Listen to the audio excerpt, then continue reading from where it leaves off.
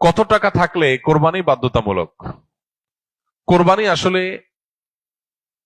অনেক ইমামদের মতে ওয়াজিব, সেটা বাধ্যতামূলকই বলা যায়।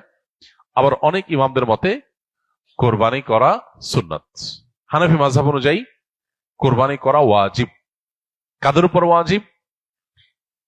যাদের কাছে জাকাত ফরজ হওয়ার মতো সম্পদ আছে, সেটা 1 বছর যদি নাও হয়, সম্পদের বয়স যদি 1 বছর নাও হয়, জাকাত দেওয়ার জন্য 1 বছর বয়স হইতে হয় সম্পদের বয়স, কিন্তু কোরবানির জন্য 1 বছর বয়স হওয়া লাগে না। এটা হলো জাকাত এবং কোরবানির মধ্যে পার্থক্য।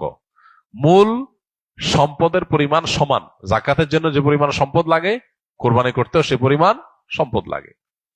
এখন 83 বা 85 গ্রাম, বা আমরা রূপায় ভরিতে বললে 52.5 ভরি রূপার মালিক অথবা রূপা কেনার মতো টাকা কারো কাছে থাকলে তারপরে হজ, তারপরে কোরবানি আবশ্যক বা ওয়াজিব। তো এইটার বাজার মূল্য এখন হিসেব করলে 80-85 হাজার টাকা প্লাস মাইনাস হয়, খুব বেশি না। এই টাকা যদি কারোর কাছে থাকে ঋণ মুক্ত, তাহলে সেক্ষেত্রে তারপরে কোরবানি আবশ্যক, তারপরে কোরবানি করতে হবে।